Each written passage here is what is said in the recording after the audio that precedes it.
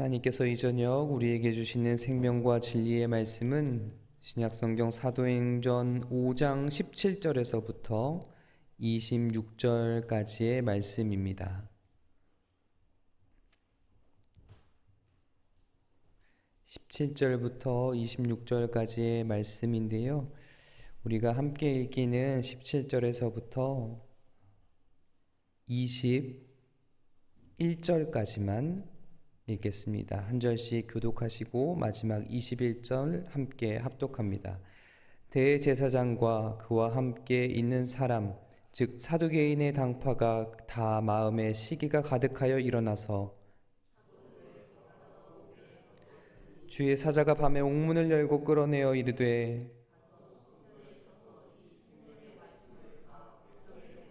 함께 있습니다. 그들이 듣고 새벽에 성전에 들어가서 가르치더니 대제사장과 그와 함께 있는 사람들이 와서 공회와 이스라엘 족속의 원로들을 다 모으고 사람을 옥에 보내어 사도들을 잡아오라 하니. 아멘. 우리가 지난주에 말씀을 함께 나누기로는 사도들을 통하여 예수 이름의 능력이, 예수님의 능력이 계속해서 드러나는 그런 일들을 좀 보았죠. 그래서 육신의 질병을 갖고 있는 사람뿐만 아니라 사도들을 찾은 모든 여러 다양한 병에 걸린 사람들이 다 나음을 받게 되었더라라는 말씀이 기록되어져 있는 것도 함께 말씀을 나눴습니다.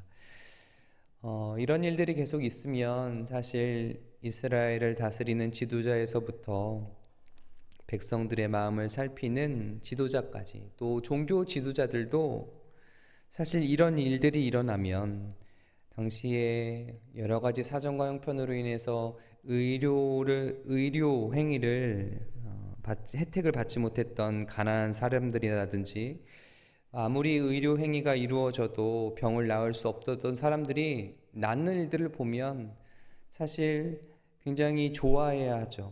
그리고 그 일들을 행하는 사람들을 반겨야 하는 게, 마땅히 그 수고를 취해야 되는 게 마땅할 텐데요. 오히려 오늘 본문 말씀에 보시면 종교 지도자들이라고 불리는 사람들과 정치인들이 오히려 그 반대의 행동을 하는 것을 보여줍니다.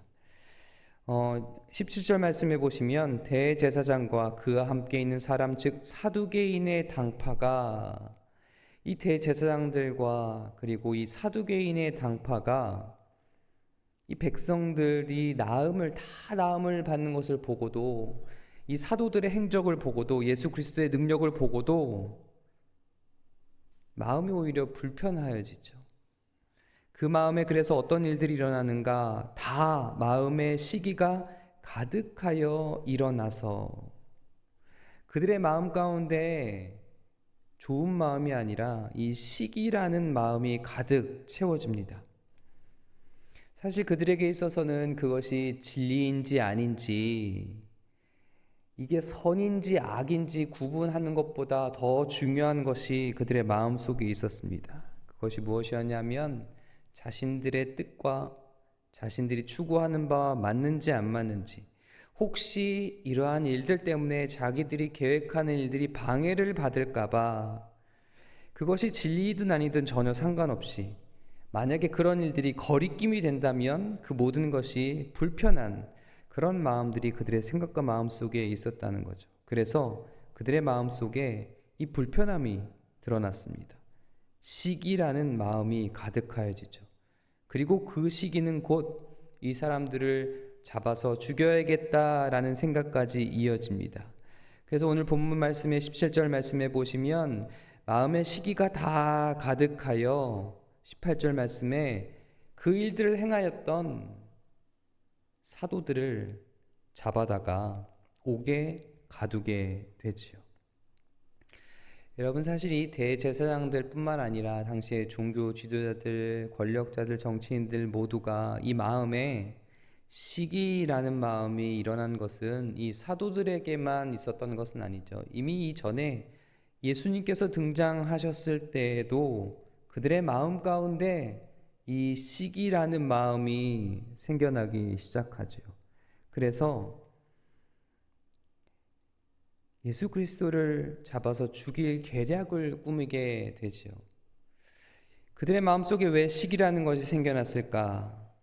왜냐하면 이전까지는 자신들이 그 시대와 그 세계에서 모든 것의 표본이었습니다. 모든 것의 모범이었습니다. 모든 경건함과 모든 일들의 자신들이 최고였다고 생각했습니다. 근데 막상 예수님께서 등장하셔서 가르치시는 내용들이, 백성들에게 행하시는 것들이 자신들이 추구하던 바와는 전혀 다릅니다. 오히려 예수님은 그들을 책망하셨죠. 예수님께서 그들을 책망하신 여러 가지 책망의 말씀 중에 그들을 향하여 이렇게 책망하신 기록들이 있습니다. 그들을 향하여 회칠한 무덤 같다라는 표현을 하시기도 하시죠. 회칠한 무덤 아마 잘 알고 계실 겁니다. 유대인의 관습에 보면 이 정결법에 따라서 죽은 자를 만약에 죽은 시체나 동물이나 사람의 시체에 닿게 되면 이 닿은 사람이 부정하여진다라고 되어 있습니다. 그래서 부정하여지기 때문에 7일 동안 따로 격리가 되어집니다. 당시 회칠한 무덤의 이야기가 어떻게 나왔냐면 유대인들이 그들이 크게 지키는 절기 중에 유월절이라고 있죠. 그래서 유월절이 되면 예루살렘으로 다 올라와서 거기서 예배를 드립니다. 근데 그 멀리서 오는 사람들도 있었고 가까이서 오는 사람들도 있었는데, 이 멀리서 오는 사람들 중에 중간에 병이 들어서 죽게 되면 그들의 문화 안에서는 그들을 길에서 그냥 장사를 치르게 되는 경우들도 있었습니다. 그 외에도 가난한 자들의 무덤들은 평토장한다고 하지요. 평평한 무덤의 형태를 가지고 있었습니다. 6월절에 순례객들이 많이 예루살렘으로 오게 되는데 그 길 가운데 가끔 우연히 그 무덤을 마주칠 때가 있겠죠. 근데 그 무덤이 무덤인 줄 모르고 가까이 가서 닿게 되면 자기도 모르는 중에 부지 중에 이 정결법을 어기게 됩니다. 애써서 6월절에 예루살렘까지 올라왔지만 이 예루살렘의 예배에는 참석할 수 없게 되지요. 그 6월절쯤이 되면 보통 성전에서 나와서 혹은 가족들이 그 무덤에다가 회칠을 하기 시작했습니다. 원래 회칠의 의미는 이 구분이죠. 멀리서도 사람들이 그것이 무덤인 줄 알고 부정함을 면키 위해서 피해가기 위한 표식으로 회칠을 하기 시작했는데, 좀 시대가 지나다 보니까 이 본질적인 의미들이 조금씩 희미해져 가고 회칠한 무덤이 마치 예쁘게 화장된 것처럼 예뻐 보이는, 겉으로는 무덤이 아닌 것처럼 보이게 꾸미는 것처럼 여겨졌습니다. 예수님께서 질책하시는 것도 그런 거죠. 속에는 악독한 것들이 가득한데 겉으로만 경건한 이중적인 신앙생활을 하고 있는 이 종교 지도자들을 그래서 회칠한 무덤이라고 이렇게 지적하시는 건데요. 그 안에는 죽은 송장이 가득한데 겉에 회칠만 했다 그래서 그것이 나아 보이는 것은 아니죠. 근데 지금 대제사장들과 이 사두개인의 당파의 마음에 시기가 가득한 모습이 마치 이런 것과 같았습니다. 자꾸 예수님이 이런 걸 지적하니까요, 이 사람들이 예수를 끌어다 죽이고 본인들이 원래 사람들이 칭송하고 울어보던 그 자리에 다시 앉으려고 했죠.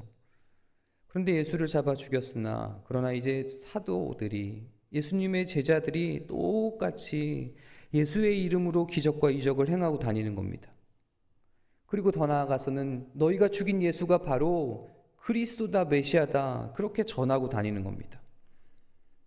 그래서 이 대제사장들과 사두개인들은 예수의 이름으로 다니는 이 사도들을, 제자들을 옥에 가두게 되죠.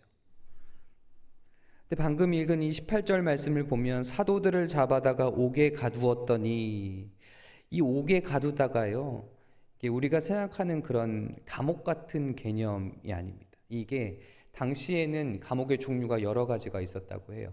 보통은 일반적인 감옥들은 유력자들이, 권력자들이 집에서 직접 감옥을 운영했다고 합니다.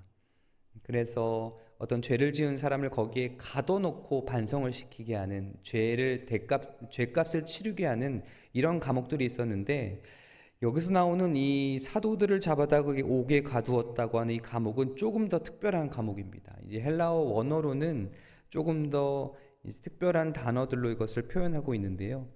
헬라어 원어에서는 이것이 공공 감옥이라는 의미의 단어를 씁니다.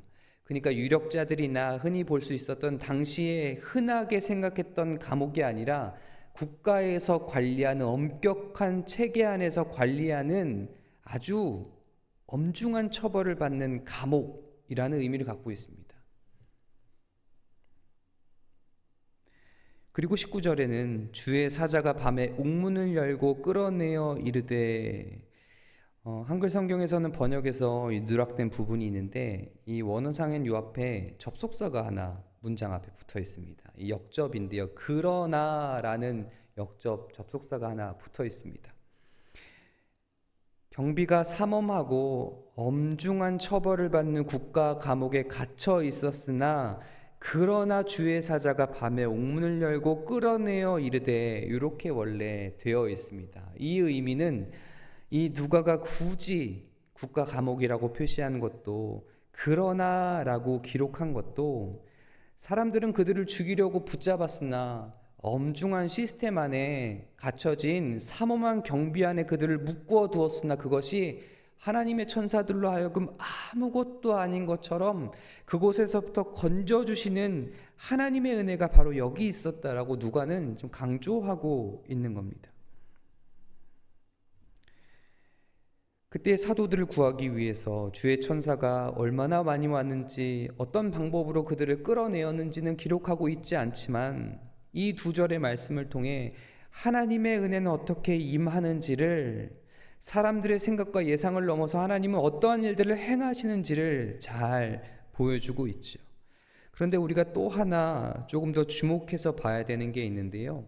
19절 말씀에 보시면 주의 사자가 밤에 옥문을 열고 끌어내어 이르되, 바로 이 밤에라는 시간적인 개념입니다. 주의 사자가 사도들을 감옥에서 이끌어낸 그 시간은 바로 밤이라는 시간이었습니다. 성경에서 밤은 여러 가지 의미들을 포함합니다. 여러 가지 의미들로 사용되기도 합니다. 우리가 보통 우리가 살아가고 있는 이 시대에서 밤이라고 얘기하면 그냥 밤, 단순히 오늘 하루를 마무리하고 하루를 정리하는, 그리고 휴식을 취하는 밤이라고도 생각하지만, 동시에 이 밤이라는 단어에도 우리 이 시대에도 여러 가지 의미들이 좀 있죠. 예를 들자면 사람들이 살아가고 있는 이 모든 형태의 이런 것들을 우리가 문화라고 부르지요. 그 앞에 밤이라는 단어를, 한 글자를 붙이면 밤문화가 되는데요. 그러면 의미가 좀 많이 달라지죠. 우리가 문화라고 생각했던 것들에서 밤문화라고 이렇게 단어를 바꾸게 되니까 여러 조금 다양한 의미들이 그 안에 담겨져 있고 조금 서로 구분이 되어지죠. 마찬가지입니다. 이 밤이라고 하면 우리들에게 그런 문화적인 의미들이 조금 담겨져 있는 것처럼 이들에게도 밤이라는 데에는 여러 의미들이 좀 담겨 있었습니다. 우리가 흔히 생각할 때 밤이라고 하면 우리가 잘 가려질 수 있는 시간이어서 어떤 사람들은 이 밤이라는 시간을 낮에 자신을 보여줬다가 밤에는 가리워지는 시간이어서 남들이 자기를 볼 수 없기에 이 시간들을 자기의 본성대로 본능대로 살아가는 사람들도 있지요. 그리고 이 밤 시간을 잘 보내는 사람들도 있습니다. 흔히 생각할 때 우리가 이 밝은 빛은 하나님이 창조하시고 또 어두운 밤은 이 사단의 시간이다, 이렇게 이야기하시는 분들도 종종 있는데, 사실 하나님은 이 낮과 밤을 동시에 창조하셨죠. 그리고 낮과 밤을 붙여서 이 하루라고 명하셨습니다. 창세기 1장 5절에 보면 하나님이 빛을 낮이라 부르시고 어둠을 밤이라 부르시니라. 저녁이 되고 아침이 되니 이는 첫째 날이니라, 이렇게 증거하고 있습니다. 저녁이 되고 아침이 되니 이 두 개가 이렇게 이어지니 그날이 하루라고, 첫째 날이라고 이렇게 지어지게 되죠. 여기서 저녁이라는 단어가 있습니다. 헤브리어 단어가 있는데요. 좀 의미들이 담겨져 있습니다. 이 고대 금동지방의 이 사람들에게는 이 저녁이라는 단어가 지금 우리가 생각하고 있는 저녁하고는 조금 다릅니다. 이 창세기에도 보면 저녁이 되고 아침이 되니 이 하루라고 표현하잖아요. 이들의 시간적 개념 안에서 이 밤이라고 하는 시간은, 이 밤은 보통 해가 지고 어두워득해지는 그 시간쯤을 얘기하거든요. 이 밤이 하루의 시작이라고 여깁니다. 이 사람들에게 있어서 밤은 하루의 끝이 아니라, 하루를 마무리하는 시간이 아니라 하루의 시작을 의미합니다. 그래서 성경에 보면 재밌는 표현들이 좀 있죠. 유대인의 풍습 안에서 그들이 결혼할 때 결혼식을 밤부터 시작하지요. 밤에 시작해서 그 다음 날 아침에 끝납니다. 그리고 그 다음 날 밤에 또 모여서 또 아침에 끝나고, 그렇게 일주일을 결혼식을 하게 됩니다. 그래서 열처녀의 비유도 등장하는 게 그런 결혼 문화에 대해서 성경이 담고 있기 때문에, 열처녀가 그 신랑이 오는 그때를 기다리는, 이 결혼식을 시작하는 그 시간을 기다리고 있는 것으로 표현되죠. 밤은 이들에게 있어서 하루를 시작하는 의미들을 담고 있습니다. 보통 우리들의 생각에는 하루의 시작이 이 새벽이라고 시작하죠. 동틀 무렵이라고 생각합니다. 그리고 전날 밤은 하루를 피로를 씻어내고 다음 날을 준비하는, 혹은 나를 위한 시간으로 이해하기도 하는데요. 사실 성경적인 의미에서 밤은 그날의 시작이기에, 사실상 밤이라고 하는 시간은 하나님 앞에서 우리가 잘 구별해서 잘 구별되게 사용해야 되는 시간이기도 합니다. 우리가 아주 단순하게 생각해도요, 그 다음날 아침의 시작인 새벽을 잘 보내기 위해서는 그 전날 밤을 잘 보내야 되죠. 그 전날 밤에 자기가 하고 싶은 대로 시간들을 다 허비하고 늦게까지 쓰게 되면 그 다음날 시작이 어떻게 되는지 잘 우리가 생각해 볼 수 있는 것과 마찬가지입니다. 여러 가지 의미에서 이 밤은 그 하루를 시작하는 건데요. 그렇기에 이 밤을 어떻게 잘 사용하는지, 밤 시간 어떻게 보내는지가 굉장히 중요하게 되죠. 이 성경에 보면 그래서 이 밤 시간을 잘 보내는 사람들의 이야기도 있고, 또 이 밤 시간을 잘 보내지 못한 사람들의 이야기도 등장합니다. 하나님 앞에서 구별된 시간으로 보내지 않고 자신의 욕망으로 채워와서 그래서 무너진 사람들의 얘기도 등장합니다. 대표적인 사람이 창세기에 등장하고 있는 아브라함의 조카 롯입니다.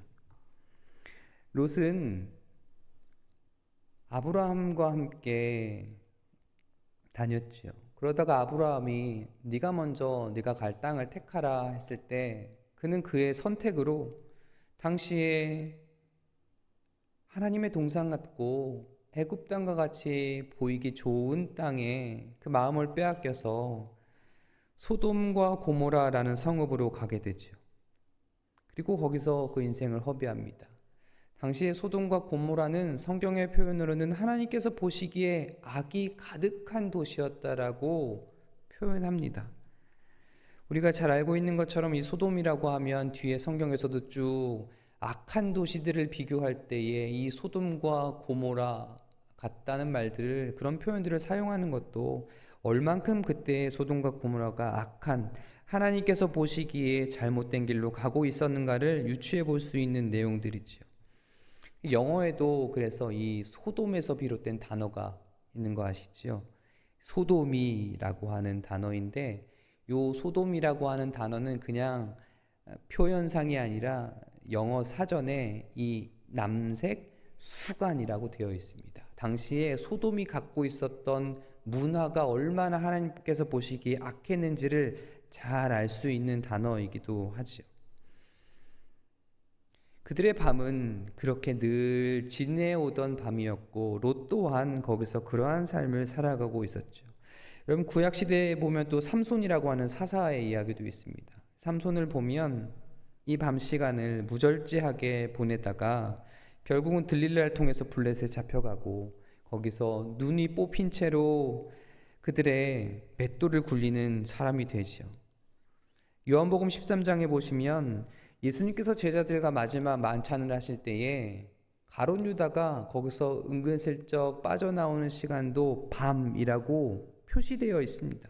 그렇게 기록되어져 있습니다. 그리고 그는 그 밤에 어디로 가는가 하면 대제사장에게 갑니다. 그리고 그의 스승을 예수를 은 30에 팔게 되죠.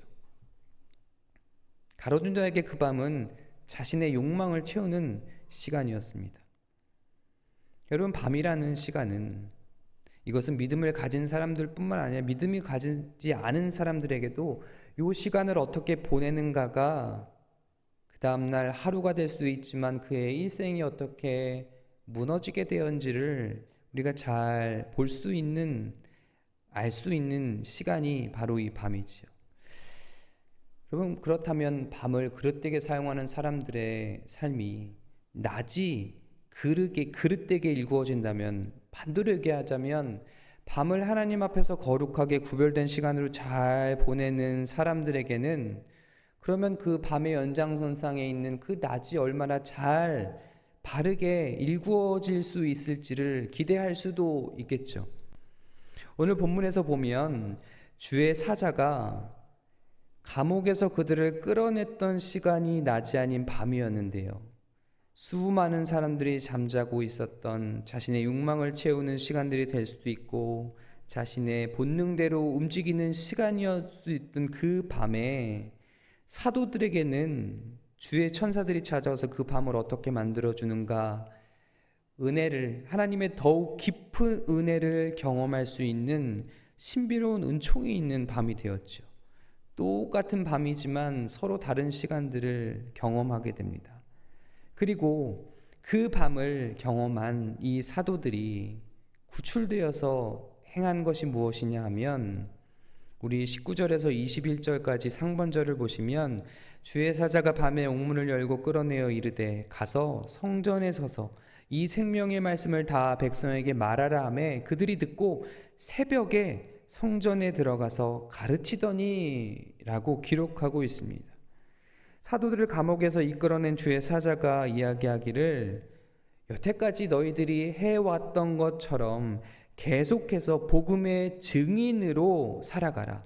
성전에 가서 이 생명의 말씀을 다 백성에게 말하라 라고 하지요. 그래서 사도들은 그 말씀에 순종해서 새벽에 성전에 들어가서 생명의 말씀을 전하게 됩니다. 여기서 시간적으로 새벽이라는 단어가 또 하나 나오는데요. 이 새벽이라는 단어는 포괄적인 의미에서는 아침을 열다, 아침을 여는 이라는 표현들을 갖고 있습니다. 그러니까 누가는 이 본문을 통해서 이 밤과 이 새벽의 대조를 통해서 강조하고 있죠. 주의 은혜를 깊이 그 밤에 체험했던 사도들이 그 이튿날, 그 밤의 연장선상인 그 하루, 그 새벽에 주를 위한 삶으로 그들의 삶이 연장되고 있음을, 복음의 증거자로서의 예수 그리스도의 생명을, 그 생명의 말씀을 전하는 삶으로 이어지게 됨을 잘 보여주고 있죠. 여러분, 이것은 하나님 앞에서 우리가 바르게 살아가려고 애쓰는 모든 그리스도인들에게 아주 중요한 메시지를 전해줍니다. 참되고 바른 하루의 시작은 바로 그 밤을 우리가 하나님 앞에서 어떻게 구별하여 사용하는가, 쓰는가에서부터 시작된다는 사실입니다. 참되고도 바른 하루는 어쩌면 그 전날 밤에서부터 시작된다는 거죠. 그게 유대인들의 생각이었습니다. 여러분, 그래서 마가복음의 4장에 보면 이 풍랑을 잠잠케 하신 예수님의 이제 이야기가 기록되어져 있습니다. 이 마태복음과 마가복음과 누가복음에 기록되어져 있는데 유일하게 그 시간대를 표현하고 있는 것은 이 마가복음입니다. 거기 밤이 저물 때에 예수께서 제자들에게 건너편으로 건너가자 말씀하셔서 그들이 배를 띄우게 되거든요. 밤 시간은 보통 하루를 정리하는, 어부들에게도 그물들을 다 정리하고 그 다음날 일찍 그물을 가지고 배를 타서 바다에 나가서 고기잡이를 해야 되는 시간인데요. 예수님께서는 왜 밤에 그 시간에 건너편으로 건너가자 하셨을까? 여러 가지 의미가 담겨져 있겠지만 그 밤 시간에 거기 있던 제자들은 함께 계신 예수님이 누구인지를 깨닫게 됩니다. 과연 누구길래 풍랑까지도 잠잠케 하느냐라는 질문 앞에 그들은 우리가 함께 우리와 매일매일을 함께 하고 계신 그 주님이 누구인지를 깨닫게 되어지죠. 알게 되어집니다. 경험하게 되어집니다. 여러분, 이 밤에 하나님 앞에서 구별된 시간을 보낸다는 것은 굉장히 중요한 일입니다. 성경에 보면 이 밤에 하나님을 만난 사람들의 얘기가 많이 등장하는데요. 우리가 잘 알고 있는 믿음의 조상이라 불리는 아브라함 있죠. 아브라함은 원래 하나님 앞에서 율법으로 보자면 아브라함은 의로운 사람은 아니었습니다. 대단한 믿음을 가진 사람도 아니었죠. 그런데 하나님께서 그에게 의롭다 칭함받는 사건이 하나 있는데요. 그것이 무엇이냐면 밤에 아브라함이 하나님을 데리고 장막 밖으로 나오시죠. 그리고 하늘을 우러러 보게 하십니다. 그때 하늘의 별처럼 너의 자손들이 무수히 많게 하시겠다고 말씀하실 때에 아브라함이 그것을 믿습니다. 그리고 성경은 표현하기를 그가 믿기에 그의 믿음이 하나님께서 그의 믿음을 보시고 의롭다 여기신다고 성경은 기록합니다. 그 밤에 하나님께서 찾아오셔서 아브라함에게 말씀하시지요. 그 약속을 주십니다. 여러분, 역대하에 보면 솔로몬의 얘기가 등장하는데요. 이 솔로몬 하나님 앞에 1,000번제를 드렸죠. 그때 하나님께서 솔로몬에게 나타나셔서 물으십니다. 무엇을 주기를 원하느냐? 성경에 보면 그날 밤에 하나님이 솔로몬에게 나타나 그에게 이르시되 내가 내게 무엇을 주랴 너는 구하라 하시니 그 밤에 하나님께서 찾아오십니다. 사도 바울이 2차 전도 여행을 할 때 고린도에 갔을 때요. 그곳에 있는 유대인들 때문에 가슴 아픈 이야기들이 있었습니다. 그때 하나님께서 찾아오시죠. 사도행전 18장 9절과 10절에 보면 밤에 주께서 환상 가운데 바울에게 말씀하시되 두려워하지 말며 침묵하지 말고 말하라. 내가 너와 함께 있음에 어떤 사람도 너를 대적하여 해롭게 할 자가 없을 것이니 이는 이 성중에 내 백성이 많음이라 하시더라. 그 밤에 찾아오셔서 위로하시는 하나님을 이 사도 바울은 만나게 됩니다.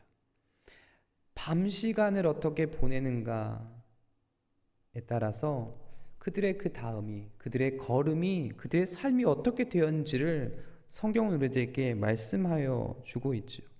오늘 본문에 등장하고 있는 이 사도들 또한 아침부터 이 새벽부터 성전에서 복음이 증인이 될 수 있었던 것도 그 밤에 주의 사자들을 통하여 옥문을 열고 끌어내어 주시는 은혜의 밤이 있었기 때문이지요. 영적인 낮이 영적인 밤을 가져다 주는 것이 아니라 오히려 반대로 영적인 밤이 영적인 아침을 열어줍니다. 그래서 이사야 선지자는 노래할 때에 이렇게 노래합니다. 이사야 29장 9절에 밤에 내 영혼이 주를 사모하였은즉 즉 내 중심이 주를 간절히 구하리라 이렇게 고백하기도 하지요. 여러분, 우리가 정말로 우리가 하나님 안에 그분이 우리 안에 있는 삶을 살아가기 위해서는 주님이 원하시는 하루하루를 잘 살아내기 위해서는 우리에게 이 밤 시간을 잘 보낼 수 있는 지혜가 필요합니다. 또 은혜가 필요합니다. 밤에 하나님 앞에서 이 시간들을 어떻게 구별하여 보낼 것인가 하는 고민들도 필요하지요. 그 시간 가운데 하나님은 찾아오셔서 우리에게 갇혀진 우리에게 그곳에서 끌어내어 주신 은혜를 부어주시기도 하시고 위로가 필요한 분들에게는 위로하여 주시기도 하시고 갈 길을 몰라 방황하고 있을 때에는 우리에게 약속의 말씀을 주시면서 우리로 하여금 그 약속의 말씀을 붙잡고 걸어가게 하시기도 하십니다. 그렇기에 우리가 이 시간들을 잘 보낼 수 있었으면 좋겠습니다. 그래서 밤이 깊어지면 깊어질수록 우리의 시간은 주님 품 안에서 주님이 주시는 평강과 진정한 쉼과 안식 가운데 그 다음 날을 잘 준비하고 그 낮에 하나님 기뻐하신 일들로 증인된 자로서의 삶을 살아가는 저와 여러분들이 되어지기를 주님의 이름으로 축원합니다. 이러한 하루하루가 쌓여서 우리의 인생이 되어지고 마지막 하나님 앞에 설 때 하나님이 분명히 우리를 향하여 잘했다, 충성된 종아, 이렇게 칭찬받는 인생이 되어지기를 주님의 이름으로 축원합니다. 함께 기도하겠습니다. 하나님 아버지 감사합니다.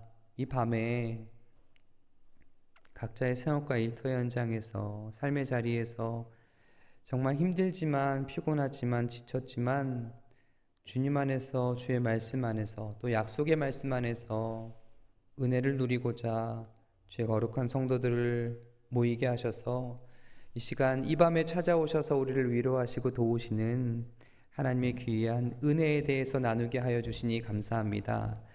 우리가 다시 각 가정으로 돌아가서 오늘 하루의 시간들을 보낼 텐데 이 밤 시간이 하나님 앞에서 거룩하게 구별된 시간이 되게 하시고 하나님을 더욱 깊이 만나는 시간이 되게 하시며 우리에게 찾아오셔서 말씀하시고 또 위로하시고 약속을 붙잡게 하시는 또 우리를 도우시는 은혜가 충만한 시간들이 되게 하여 주옵소서. 그리하여 우리의 하루하루가 늘 밤에 공급하여 주시는 은혜로 말미암아 우리의 인생이 우리의 모든 걸음이 하나님 앞에서 하나님 기뻐하시는 부활의 산 증인으로 살아가는 모든 삶이 되게 하여 주시고 그로 인해서 세상이 우리를 통하여 예수 그리스도를 보게 되는 생명의 소식을 듣게 되는 일들 가운데 우리 모두가 귀하게 쓰임받는 복된 믿음의 여정 되게 하여 주시옵소서. 예수님의 이름으로 기도하옵나이다. 아멘.